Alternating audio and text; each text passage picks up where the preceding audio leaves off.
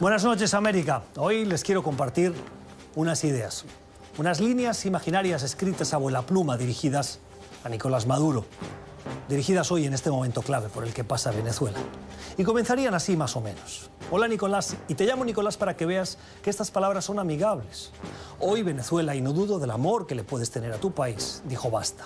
Hoy los venezolanos, seamos sinceros, la mayoría de los venezolanos te dieron la espalda. Hoy millones, no solo en Venezuela, en todo el mundo, salieron masivamente a las calles para decirte algo, para pedirte algo, que les escuches. Sí, ya sé, tú también pediste a quienes te apoyan, que son pocos, que salieran.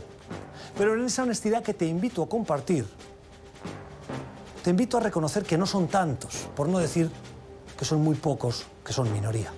Hace tiempo que perdiste el apoyo de los venezolanos, no solo de los que se dicen de derechas, no solo de los que viven acomodados entre Miami y Caracas, como te gusta repetir, también de los de la clase media, si es que todavía podemos decir que hay clase media en Venezuela.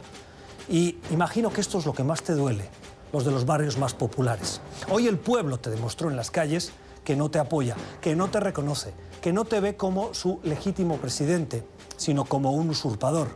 Y te pidieron que te vayas. No, Nicolás, Venezuela, el país de Bolívar, el de Chávez, el de todos los venezolanos, no se merece un gobierno como el tuyo. Un proyecto, si es que lo tienes, como el tuyo. Se merece un futuro que tú ya has demostrado que no puedes ofrecerles. Mira cómo está la economía, la sanidad, la educación, las infraestructuras de tendido eléctrico. No es una conspiración lo que está pasando. Seamos sinceros. Es un pueblo entero que te está pidiendo algo, pacíficamente, que te está diciendo que te apartes, que seas generoso, que des un paso al costado y que les devuelvas la voz a todos, a los que aún te apoyan y a los que no, para que puedan escoger con libertad. Con la libertad por la que peleó Simón Bolívar, a quien tanto te gusta citar, por la libertad que todo ser humano merece, que todos y cada uno de los venezolanos merecen, y a la que tú les estás privando. No tengas miedo a tu pueblo, Nicolás. Sé generoso. Venezuela no es tuya, es de los venezolanos. Son las 8 en Bogotá, Lima, Quito y la costa este de Estados Unidos, y las 10 en Buenos Aires y Santiago. Y esto es Poder Latino. Bienvenidos.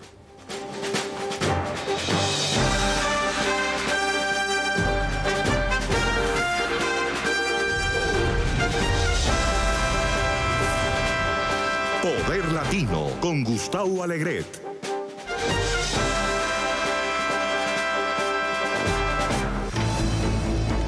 Tiempo para algunas notas al pie de la actualidad, una actualidad hoy bien movida, bien cargada y que ha girado en torno a Venezuela. La noticia la escuchábamos esta mañana en la Casa Blanca. El presidente Donald Trump reconocía a Juan Guaidó como el presidente legítimo y a partir de ahí se desencadenaban una serie de posicionamientos, de anuncios por parte de otras cancillerías, incluso dentro de la administración estadounidense. Tras el anuncio, el presidente Trump, o la administración Trump, convocó una llamada para la prensa en la que se ofrecían a dar explicaciones sobre qué quería decir ese reconocimiento por parte del presidente. Muchas cosas se hablaron en esa conversación.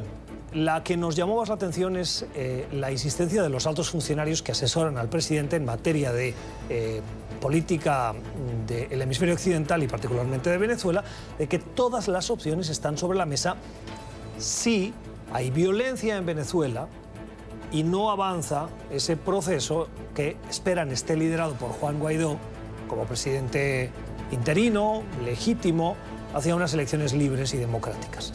La advertencia era clara, todas las opciones están sobre la mesa. Cuando la prensa preguntamos si eso quería decir la opción militar, la respuesta de los funcionarios fue, por un lado, no descartar la opción militar, pero subrayar otras. Y entre las otras estaba el apoyo diplomático, la ayuda y más sanciones. Y una de esas sanciones puede ser las sanciones al petróleo o que supongan la prohibición de compra o de venta por parte de Venezuela a actores internacionales. Esta situación, estas sanciones se vendrían a sumar a otras que ya existen. Por eso nos interesa profundizar un poquito sobre lo que significarían sanciones desde el punto de vista del petróleo. Saludamos a Martín Rodil. Él es analista internacional, experto en seguridad y presidente del Consejo Venezolano-Americano. Señor Rodil, buenas noches. No se han confirmado esas sanciones sobre el petróleo, pero en caso de confirmarse, como hoy difundía la agencia Reuters, que la administración estadounidense las estaría preparando, ¿qué alcance tendrían? Buenas noches, Gustavo. Gracias por la invitación a Poder Latino. Las potenciales sanciones que imponga el gobierno de Estados Unidos a Venezuela y a la venta de petróleo de Venezuela hacia Estados Unidos tendría un impacto muy grande sobre la economía y el manejo de recursos del gobierno venezolano, porque en este momento las ventas de petróleo de Estados Unidos, de Venezuela a Estados Unidos, son las únicas que realmente le permiten el ingreso o el flujo de efectivo a las arcas de PDVSA. Así que imponer sanciones a esas ventas tendría una complicación muy grande para el gobierno de Venezuela, que subsiste con muy pocos disponibilidad de recursos en efectivos. Las demás ventas de petróleo que hace el gobierno de Venezuela son para pagar deudas a China y a otros países por las cuales no reciben en este momento ningún tipo de efectivo. ¿Por qué cuesta tanto aplicar sanciones al petróleo? ¿Qué teme Estados Unidos? En Estados Unidos tradicionalmente ha habido temor de usar este recurso o este tipo de acciones contra Venezuela por diversas razones. La primera era evitar que el gobierno anterior de Chávez y ahora de Maduro usaran este tipo de acciones como una excusa para justificar el descalabro de la economía venezolana. 2, el impacto que esto podría haber tenido en algún momento sobre el incremento de los precios del petróleo, lo cual siempre Estados Unidos trata de evitar que se produzca. Pero todo eso ha cambiado porque ya hoy nadie puede creer que ningún factor sea culpable del desastre económico distinto al hecho mismo de que el gobierno de Venezuela destruyó la economía venezolana, y en segundo lugar el hecho de que Estados Unidos es hoy un país productor de petróleo, compra petróleo pero también produce mucho, y eso ha cambiado digamos la composición de los mercados petroleros a nivel mundial, y el cómo afecta una medida como esta o cómo impacta el incremento de los precios del petróleo de una forma dramática. Hay un último elemento que es importante. Petróleos de Venezuela tiene 3 refinerías en Estados Unidos, tiene varias refinerías, pero en 3 lugares distintos. En el estado de Illinois, propiedad de Citgo, en Luisiana, propiedad de Citgo, y en Texas, propiedad de Citgo. Y sanciones de este tipo tendrían un impacto directo en una población laboral dentro de Estados Unidos, en estados, 2 de ellos muy republicanos, y siempre ha habido temor porque eso tenga un impacto en la economía local de estos estados por cómo afectaría a estos trabajadores, entre otras razones. Pero esas serían las 3 razones principales por cual siempre ha habido temor de Estados Unidos o cautela por parte de Estados Unidos de aplicar este tipo de medidas. Hoy sobre Venezuela ya aplican una serie de sanciones fundamentalmente individuales a funcionarios del entorno del gobierno de Nicolás Maduro. Con estas otras sanciones que afectarían al petróleo, ¿podríamos comparar la situación que vive hoy Cuba con el embargo o el bloqueo, como llaman los cubanos, con lo que podría enfrentar Venezuela? Las acciones existentes hasta ahora son de naturaleza individual, han sido a individuos que integran el régimen de Maduro. Si se terminan imponiendo sanciones de orden petrolero, serían efectivamente las primeras sanciones que se les pondrían al gobierno ilegítimo de Venezuela, y yo no creo que esto sea algo similar a lo de Cuba, porque es una sanción muy concreta y muy específica sobre un negocio en particular, que es el negocio petrolero, y Venezuela seguiría con capacidad de acceder a cualquier otra serie de rubros. Ahora, yo sí creo que la comunidad internacional, Estados Unidos y los países vecinos tendrán que venir con ideas mucho más creativas y más importantes que solamente establecer sanciones de orden energético y tratar de imponer el respeto de la Constitución, forzando a Nicolás Maduro a salir del poder, y eso requerirá de otro tipo de acciones que estoy seguro que la Casa Blanca y los países de la región ya lo están considerando así. Es la opinión de Martín Rodil, es analista político, experto en seguridad y presidente del Consejo Venezolano-Americano, del liderazgo venezolano-americano. Gracias, señor Rodil, por estar con nosotros. Más cuestiones vinculadas a la situación en Venezuela. La noticia se conocía ayer. La Asamblea Nacional anunció que nombraba un nuevo embajador ante la Organización de Estados Americanos. Ustedes saben que los embajadores habitualmente los nombran el Ejecutivo y son los representantes de los gobiernos de los países frente a países o organismos internacionales. La OEA, con su Consejo Permanente, tiene un embajador por país del hemisferio y además luego hay representantes permanentes o misiones permanentes de otros países. Está el Vaticano, está España, está Serbia, bueno, hay otras delegaciones, Italia, Francia, etc. En la mesa del Consejo Permanente se sientan los miembros de los países de este hemisferio, de este continente. Venezuela hoy tiene uno, Samuel Moncada. Samuel Moncada es el representante de Venezuela ante la ONU y la Organización de Estados Americanos, y en las últimas veces que ha intervenido ha sido extremadamente beligerante. Pues bien, la Asamblea Nacional ahora, en manos o controlada por la oposición en Venezuela, nombró ayer, o anunció que nombraba, a Gustavo Tarre. Gustavo Tarre es un académico, un respetado articulista, es un intelectual, vive aquí en Washington y dice que va a ser el representante de Venezuela frente a la Organización de Estados Americanos. Entonces, ¿va a haber dos embajadores? ¿Hay que reconocer a uno y no dejar entrar al otro? Vamos a preguntárselo a Jaime Aparicio. Él es exdiplomático, es analista y fue embajador de Bolivia en Washington. Señor Aparicio, gracias por estar con nosotros. Buenas noches. ¿Puede la Asamblea Nacional nombrar a un embajador al margen de la opinión del Ejecutivo del país? Buenas noches. Y es un tema nuevo. Por tanto, estamos entrando en territorios nuevos del derecho internacional y del derecho diplomático. Normalmente es el Poder Ejecutivo el que nombra a un embajador y en muchos casos este nombramiento debe ser refrendado por el Senado de sus respectivos estados. Pero acá estamos en una situación particular. El gobierno del señor Maduro ha sido declarado por la OEA y por varios países miembros de la OEA y por la propia Unión Europea como un gobierno ilegítimo, es decir, no lo reconoce. Por tanto, la Asamblea Nacional ha ocupado el rol que le corresponde, que es el de sustituir al presidente en estos casos y en forma interina poner un presidente quien deba llamar a nuevas elecciones. Hasta ahí está claro. Ahora, claro, el presidente Maduro sigue detentando la fuerza y no reconoce a la Asamblea, pero en este caso la Organización de Estados Americanos puede perfectamente recibir a un representante de quien es ahora el gobierno legítimo, que es la Asamblea Nacional y el presidente interino que está elegido.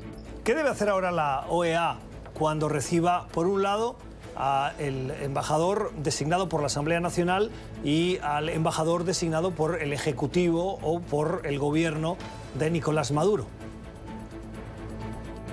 Bueno, esa es una decisión, como se sabe, en la Organización de Estados Americanos es el Consejo Permanente quien debe tomar esta decisión.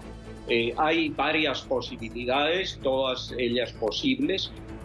Una es que haya un bloqueo efectivo de un grupo de países que impidan que se realice este reconocimiento.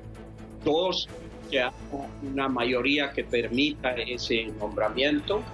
Y el otro tema sería que se convoque a una Asamblea General Extraordinaria de Ministros de Relaciones Exteriores para que defina este tema a ese nivel, que es el nivel más alto de la OEA, en caso de que estén empantanados, digamos, en el Consejo Permanente. ¿Y hay precedentes, a su juicio, en esta situación en la que hay dos embajadores? No, que yo sepa, no en el sistema interamericano. Han habido gobiernos en el exilio, de España, de muchos otros países. De España se hizo en México, Cuba intentó hacerlo eso. pero en el seno de la OEA desde el año 48 no se ha dado un caso como este en el que hayan básicamente dos gobiernos. Es la primera vez y por eso estamos entrando a un territorio todavía desconocido y que va a marcar una evolución del derecho interamericano. Es el análisis de Jaime Aparicio, exdiplomático, analista político, fue embajador de Bolivia en Washington, en Estados Unidos. Gracias, señor Aparicio, por haber estado con nosotros.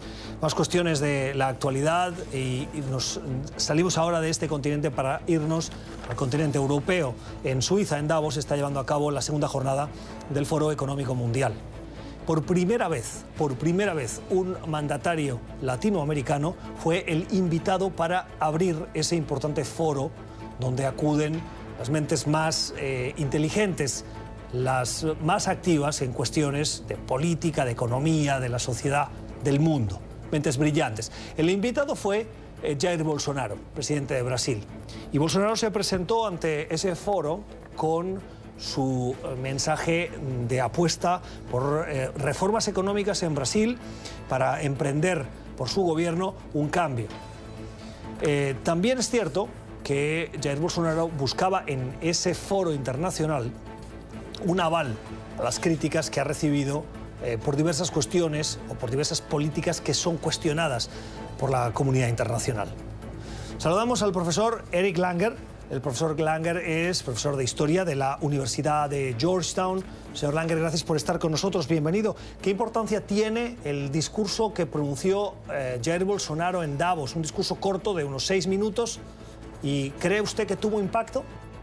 Bueno, en realidad él dio un discurso así típicamente neoliberal, de comercio abierto, que en realidad es inusitado para Brasil, porque eso no hemos escuchado ya en como 20 años, lo que quiere decir que realmente es una novedad en este sentido. Lo que sí fue es que su discurso fue muy corto, y solamente dio ideas muy generales y en realidad no concretó nada, sino habló solamente en términos generales. Eso es bien interesante y supongo que lo haya hecho porque eso hay que hablar ya mucho más concretamente en otra ocasión. Bolsonaro hizo un llamado a invertir en Brasil, pero lleva 20 días en el gobierno y pocas leyes, por no decir que ninguna relevante, ha cambiado en estos 20 días. Él ha llegado con promesas y normalmente los inversores, los economistas, buscan estabilidad, buscan certeza. ¿Cree que las reformas que está proponiendo Bolsonaro y ese mensaje van a ser suficientes para atraer inversiones?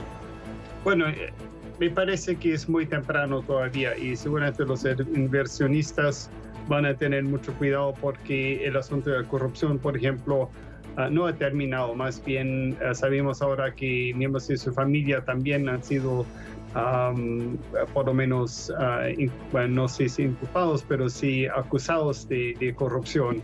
A ver si solamente es discurso. En segundo lugar, no se cambia tan rápido las cosas y hay toda una estructura estatal que hay que cambiar porque hay sí muchos reglamentos en Brasil. Los que trabajan allá, los industriales, siempre se quejan que es muy difícil, hay muchos impuestos. Eso no ha cambiado todavía.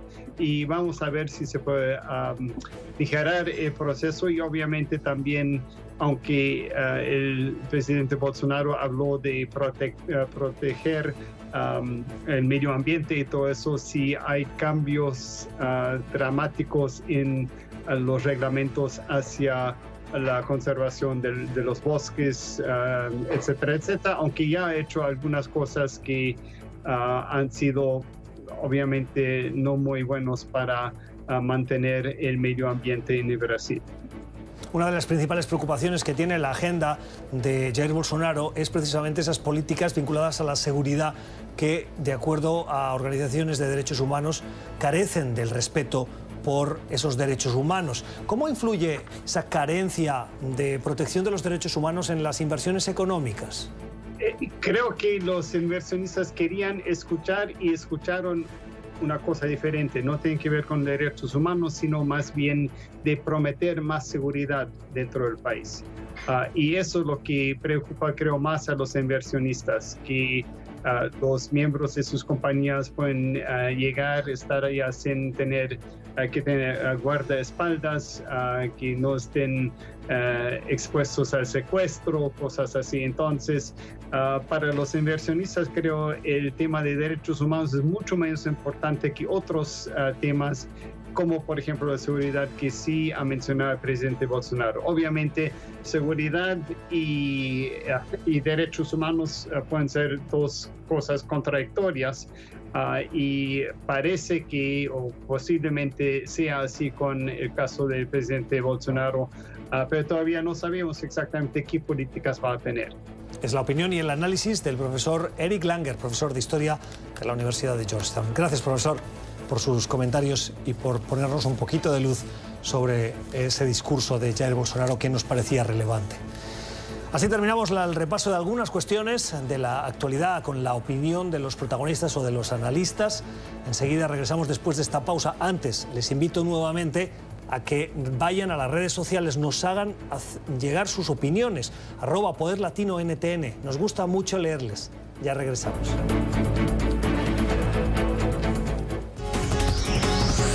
Ya regresamos con Poder Latino.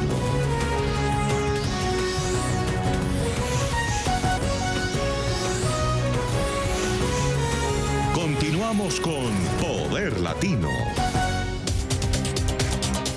Tiempo para la entrevista, para otra conversación que hoy les proponemos con un poquito de profundidad para comprender qué está pasando, sin precedentes, lo que ha pasado hoy por parte de diversos gobiernos liderados, al menos en la secuencia temporal, por Estados Unidos, que no han reconocido a Nicolás Maduro como presidente de Venezuela y reconocen a Juan Guaidó como el presidente interino o legítimo o constitucional de Venezuela para abrir un proceso que lleve a unas elecciones. Esto es lo que ha pasado hoy. Ha habido comunicados. El secretario de Estado Mike Pompeo pedía la renuncia de Maduro en un comunicado y la Casa Blanca decía que va a reconocer a Guaidó. La decisión de la Casa Blanca se adoptó en lo que se conoce como es el Consejo de Seguridad Nacional, que asesora al presidente de Estados Unidos. En ese consejo formó parte, estuvo trabajando con la administración anterior, con la de Barack Obama, quien hoy nos acompaña aquí en el estudio, Mark Feinstein, que hoy trabaja como asesor en la consultora Albright & Stonebridge y es también analista del Centro de Estudios Estratégicos e Internacionales. Mark Feinstein, buenas noches, bienvenido. Buenas noches, gracias. ¿Cómo valoras el paso dado por esta administración de dejar de reconocer a quien hasta ahora había sido presidente de Venezuela para reconocer al presidente de una Asamblea Nacional legítimamente? Bueno, es casi sin precedentes. Yo creo que lo que es aún más importante no es solamente la acción de los Estados Unidos, sino de otros países también. Muchos países, Canadá, Brasil, Francia, parece que cada minuto otro gobierno reconoce el liderazgo del señor Guaidó. Entonces la pregunta, yo creo que ¿qué impacto eso va a tener en Venezuela? ¿Qué impacto eso va a tener eso sobre el pueblo venezolano y si va a influir la acción de los militares? Eso es lo que están tratando de hacer ahora. ¿Usted hubiera recomendado, como miembro del Consejo de Seguridad Nacional del presidente Barack Obama, dar esta decisión, dar este paso? Bueno, francamente ahora es imposible reconocer a Maduro como un presidente legítimo. Sabemos, según las encuestas, según las acciones del pueblo venezolano, que ellos tampoco reconocen a Maduro. La situación ahí es pésima y ahora hay que dar todo el apoyo posible al pueblo venezolano. Hoy puede ser un día histórico, vamos a ver lo que pasa. Francamente hemos visto en el pasado, en los últimos 2 o 3 años, concentraciones masivas como hemos visto hoy. Sin embargo, duraron unas horas y ya. Entonces la prueba para la oposición en Venezuela y la prueba para el pueblo venezolano es si pueden mantener una presencia en las calles por días, por semanas, si es necesario. Cuando se deja de reconocer a Maduro y se reconoce a un presidente de la Asamblea Nacional como el presidente del país, ¿cambia la interlocución? Bueno, por una parte yo creo que es una acción simbólica. Sin embargo, yo creo que lo que va a pasar ahora es que van a tener que expulsar diplomáticos venezolanos de Washington. Parece que Maduro también ha dicho que él está rompiendo relaciones con los Estados Unidos. Eso supuestamente significa que nuestros diplomáticos también tienen que salir. Es un lío, porque por una parte es importante tener una presencia diplomática ahí en Venezuela, pero esperamos que solamente sea un tiempo, un poco tiempo, y habrá un gobierno nuevo en unos días o unas semanas ahí en Venezuela. México ha dicho que no va a reconocer a Guaidó y que sigue reconociendo a Maduro. Eso es lamentablemente. Bueno, México tiene una historia de una política de no intervención en los otros países, no intervención... la doctrina Estrada. La doctrina Estrada. Eso ha ido cambiando en los últimos años. Por ejemplo, en el gobierno anterior de Peña Nieto, los mexicanos jugaron un papel muy importante en movilizar la región en contra de Maduro. Y francamente yo creo que es muy lamentable que México ahora está aislado en este momento, porque otros países importantes, Colombia, Brasil, Argentina, etcétera, están tomando acción, y México francamente está en el lado equivocado de la historia ahora. ¿Cuál es el siguiente paso que tiene que adoptar la administración estadounidense? Bueno, ahora hay que dar todo el apoyo necesario al pueblo y hay que enviar señales a los militares que ahora es su momento. Ellos pueden estar con la Constitución, con su propio pueblo, o pueden estar con Maduro, y los militares en Venezuela, yo creo que ellos tienen que entender que Maduro no va a durar. Y seguir con Maduro es el camino equivocado ahora. Y me imagino que, bueno, obviamente la administración está enviando esos mensajes públicamente. Me imagino que también están enviando esos mensajes en una forma privada también. Pero últimamente yo creo que el actor principal es el pueblo venezolano, porque hasta ahora Maduro realmente no ha sentido la presión doméstica. Sí hay mucha presión internacional, pero en los últimos 2 años no han habido muchas concentraciones porque la gente tiene miedo, porque están agotadas, pasan su tiempo buscando comida, buscando medicina. 3 millones de personas han salido del país en los últimos años. Entonces este momento realmente puede ser sumamente importante si el pueblo está firme ahí. ¿Cree que los venezolanos van a aguantar la presión en las calles? Bueno, veremos. Bueno, el hecho de que hay miles de personas ahí es una demostración de mucho coraje, es una demostración que ya están agotados con esta administración, y todo el mundo tiene que enviar un mensaje claro a Maduro que no vamos a tolerar represión contra su propio pueblo. Si hubiera represión, ¿qué tendría que hacer la comunidad internacional? Bueno, Maduro tiene que entender, y otros militares tienen que entender, que ellos van a estar accountable.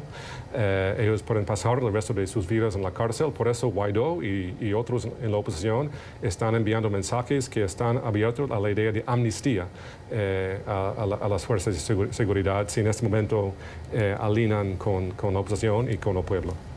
El hecho de que pudiera haber violencia en las calles daría legitimidad a gobiernos extranjeros, dígase Colombia, dígase Estados Unidos, para apoyar al pueblo con una acción militar. Hoy en la llamada de la Casa Blanca decían que todas las opciones están sobre la mesa.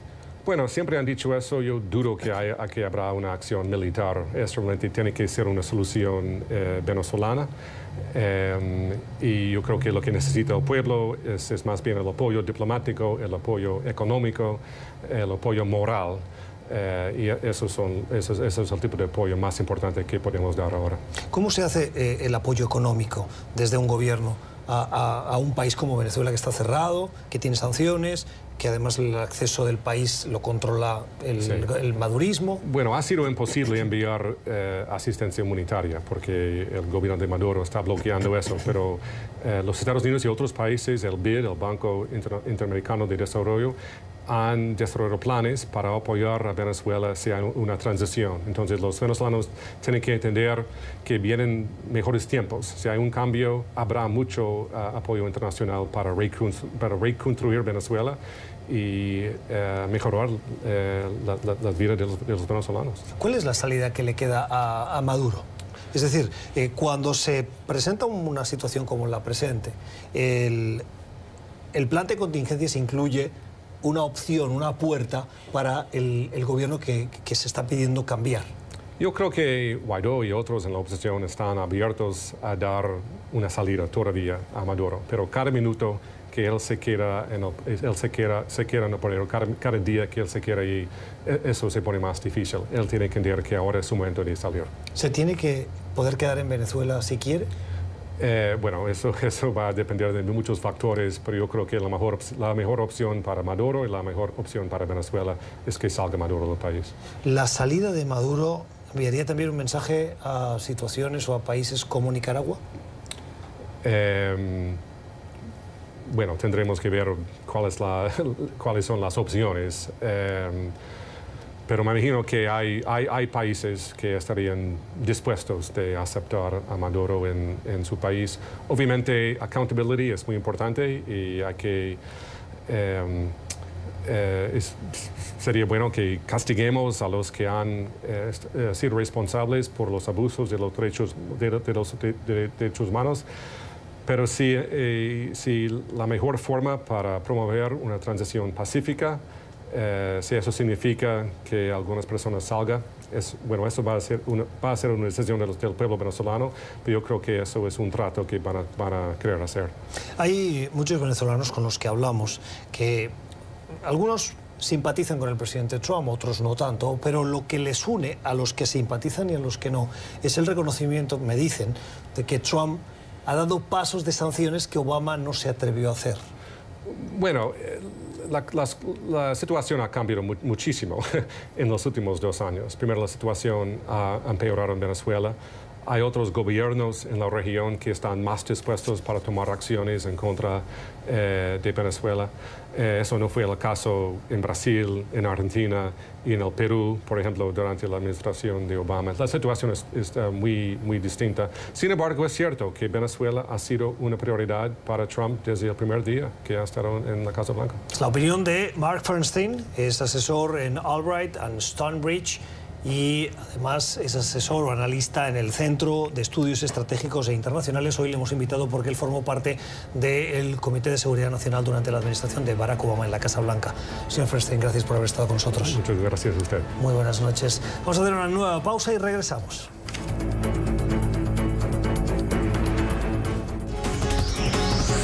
Ya regresamos con Poder Latino.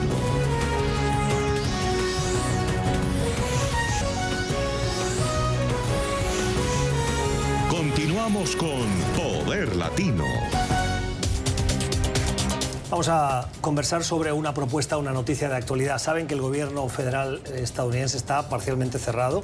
Lleva 32 días, sí lo hemos repetido hasta la saciedad, el más largo de la historia de esta administración, de la administración estadounidense, no de la de Donald Trump, aunque también es el más largo de esta administración de Donald Trump, que este es su tercer cierre parcial de la administración en solo 2 años. Pero bueno, en cualquier caso, parece que hay un poco de luz al final del túnel. Algunos dicen que es una luz que es perentoria, pero ha pasado lo siguiente. En el Senado se han presentado 2 propuestas de ley.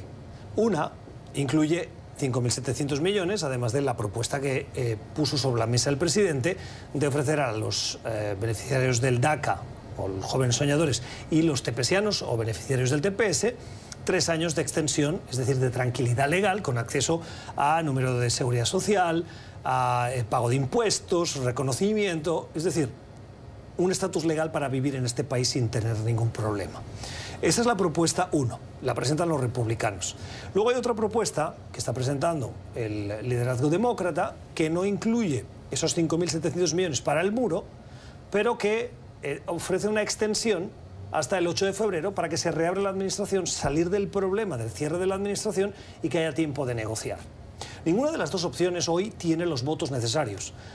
¿Dónde está la noticia o la parte importante? En que se han puesto de acuerdo para que esas leyes se sometan a votación muy probablemente mañana. Hemos invitado a Israel Ortega. Él es portavoz de la Iniciativa Libre, que es una organización conservadora y liberal que ha trabajado en las cuestiones de inmigración y sobre todo ha impulsado campañas en el back office, en la parte de, no públicamente en muchas de ellas, sino trabajando individualmente con los congresistas para que haya una reforma migratoria, que es lo que dicen muchos legisladores y activistas en Estados Unidos, pero que no hay manera de ponerla porque las posiciones están tan alejadas que sería muy difícil llegar a un acuerdo. Todos dicen que tiene que haber una reforma, pero las posiciones sobre el contenido de esa reforma están muy distantes. Israel, buenas noches. Buenas noches, gracias. ¿Es luz al final del túnel? ¿Es el hecho de que mañana se puedan votar 2 proyectos de ley o es parte del teatro que no va a ninguna parte? Pues ojalá que no, porque creo que el pueblo americano, como tú señalas, ha estado esperando mucho tiempo, ¿no? Para que por fin legisladores lleguen a la mesa y traten de negociar un acuerdo. Nosotros, de nuestro punto de vista, pensamos que es un buen inicio para partir hacia un plan mejor de lo que se ha presentado. Es decir, parte de lo que tememos es la idea de que esto nada más va a ser una extensión de 3 años de protección para los Dreamers. Y lo que nosotros hemos estado abogando y pidiendo es que sea algo permanente, porque creo que el hecho de que estos jóvenes, la mayoría de ellos han ingresado a las escuelas universitarias, tienen trabajo, están contribuyendo a esta economía, para nosotros y para muchos que han sido encuestados sobre la protección de Dreamers, están de acuerdo que deberían estar aquí en este país con la certeza de que no van a ser deportados hoy, mañana o en 3 años. Vamos a hablar un poquito de contexto. Son aproximadamente unos 800.000. Así es. Pero dicen algunos legisladores que los 800.000 son los que están apuntados al programa DACA, que es la orden ejecutiva que aprobó el presidente Obama, que Trump quiso anular y que las Cortes dijeron que tenía que estar en vigencia hasta que no se resolviesen todos los detalles. La Corte Suprema esta semana decidió no aceptar un caso y por lo tanto sigue aplicando la orden inferior, que es la de que el programa continúa. Hay algunos legisladores que dicen que no son 800.000, sino que son 1.800.000, porque incluyen esos jóvenes que responden al perfil de joven soñador, es decir, que llegó durante la infancia a Estados Unidos de manera irregular y que no ha vivido, muchos de ellos no han vivido en ningún otro país que no sea este. Así es, y creo que nosotros sabemos que es más allá de los 800.000, la cifra oficial, ¿no? Como acabas de señalar, es posible que hay muchos más jóvenes en este país que posiblemente podían ser elegibles para recibir los beneficios. Y vuelvo a repetir, creo que eso es algo no controversial. O sea, hay republicanos que también le han preguntado sobre los Dreamers. ¿Por qué esto no aplica en la defensa que usted hace para los beneficiarios del TPS? Porque también contribuyen al país, también pagan impuestos. Yo no me atrevería a decir que no son lo mejor de sus países. Puede que haya, como en todo, como reflejo de la sociedad, gente muy buena. Y hay gente que lleva 20 años viviendo en Estados Unidos con la cobertura de un TPS, que ha tenido a sus hijos aquí, que a lo mejor llegó muy joven, pudo que incluso llegó con el estatus de TPS siendo menor de edad y ahora vive en Estados Unidos. Claro. Y se les acaba. Claro, y creo que son excelentes puntos, pero nosotros lo que pensamos es que para llegar a un acuerdo donde realmente no nada más va a ser aprobado por republicanos y demócratas, que así, como tú sabes, es algo difícil, una tarea difícil, pero también que sea aprobado por ambas cámaras. Entonces lo que estamos pidiendo es algo enfocado, es decir, algo que refleja la realidad legislativa, de que se extienda apoyo, beneficios a los Dreamers, en cambio de más protección a la frontera. O sea, algo muy centrado. Así creo que pensamos nosotros que puede tener el apoyo, no nada más del Congreso, pero también del presidente. Hay quienes dicen que el presidente retiró los TPS, retiró el programa DACA y ahora tiene esos elementos de negociación para volver a ponerlos sobre la mesa. Es como un engaño en la negociación. Si antes justificó que no se podía mantener DACA porque era un abuso de autoridad del presidente anterior por la orden ejecutiva y que la ley migratoria no la hace el presidente sino el Congreso y eliminó DACA, ahora ¿dónde queda ese argumento? Claro, porque lo vuelve a poner sobre la mesa. Claro, no, efectivamente, creo que lo acabas de señalar. O sea, el hecho de que esto ha sido hecho por orden ejecutiva por ambos presidentes, el presidente actual y también el expresidente Barack Obama, creo que ha contribuido al caos que tenemos ahora. Y nuestro grupo criticó al presidente Barack Obama cuando creó DACA, porque pensábamos que lo apropiado hubiera sido que él trabajara con el Congreso para que fuera algo permanente. Obviamente sabemos que eso no fue así, y es por eso que estamos en la situación donde estamos. Entonces, por eso es que estamos pidiendo que los partidos trabajen juntos para que por fin hagan esto permanente. ¿Por qué cree que no se ponen de acuerdo?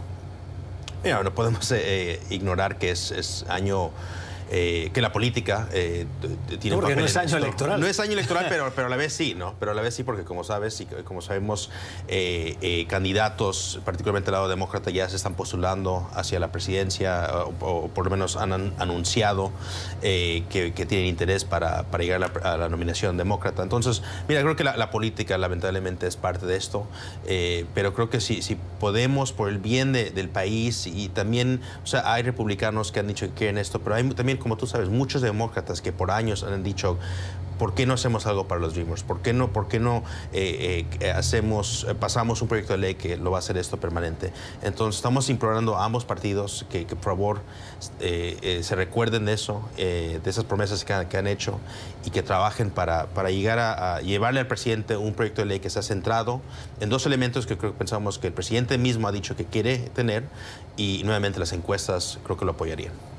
¿Sería posible pensar en un escenario en el que esos republicanos moderados que estarían a favor de esas medidas se sumaran a la minoría del Senado demócrata, republicano, perdón, que los votos necesarios que tienen que tener en el Senado para sumar, hoy los republicanos no los tienen, con los demócratas y esos moderados republicanos sumaran?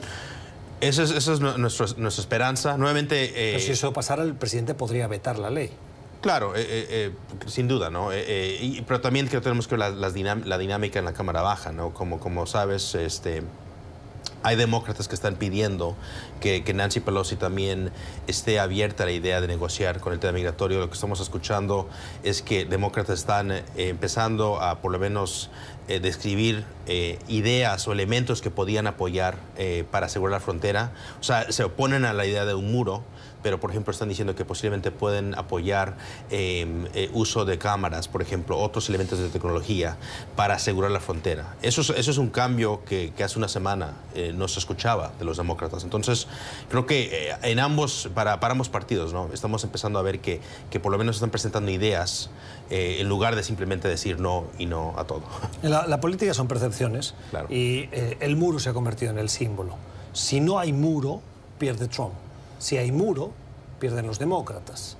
¿Dónde está el consenso? Porque es evidente, o hay o no hay. Claro. Sí, en términos generales, de acuerdo contigo, pero también creo que el mismo presidente también ha estado empezando a cambiar su forma de describir el muro. Como tú sabes, al principio el muro iba a ser pagado por México, ¿no? Ya nadie habla de eso, ¿verdad? Claro. Eso no, pero hace 6 meses o hace un par de meses realmente aún se hablaba, ¿no? Entonces creo que el mismo presidente también está cambiando también el lenguaje. Es importante, creo que también tomar en cuenta que él también está moderando, por lo menos abierto a la idea de que asegurar la frontera o tener un muro para él también puede representar otras cosas que no necesariamente tengan que ver un muro físico, como tal vez lo había pensado al principio. Vamos a hacer una nueva pausa y regresamos.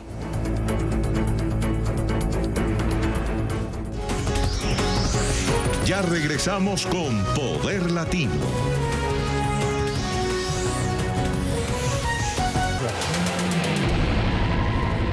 Unas redes sociales que hoy están llenas de esas referencias a Venezuela, pero coincidiendo con la llegada del Papa Francisco a Panamá, donde se va a celebrar esa Jornada Mundial de la Juventud, que como saben se celebra cada 3 años. Muchas peticiones a través de las redes sociales están dirigidas al Papa Francisco pensando en Venezuela. Hemos escogido 5. Oremos por eso y porque también usted condene los regímenes de Nicaragua y Venezuela controlados desde Cuba. Usted, como latinoamericano, jefe de un Estado y líder de una iglesia, no puede callar y seguir con llamados tibios. No quiero ser egoísta, por supuesto que voy a rezar por el evento en Panamá, pero quiero aprovechar y pedirle que ore por los venezolanos. Hoy más que nunca necesitamos protección divina. Papa Francisco, si tiene tiempo, pase por Venezuela y dígale a Maduro que ya no tortura a su pueblo, que Dios está con Venezuela. Ya que están tan cerca de Venezuela, no se olvide del pueblo venezolano. Apoya a la gente que la está pasando mal y no a los que tienen el poder. Padre Santo, hoy es un día importante para Venezuela. No la olvide en sus oraciones. Los mensajes de los latinoamericanos y particularmente de los venezolanos hoy, en un día en el que muchas cosas han pasado, muchas en Venezuela, y aquí se las hemos contado. Gracias por habernos escogido para estar informados. Les deseamos una feliz noche. Volvemos mañana. Que descansen.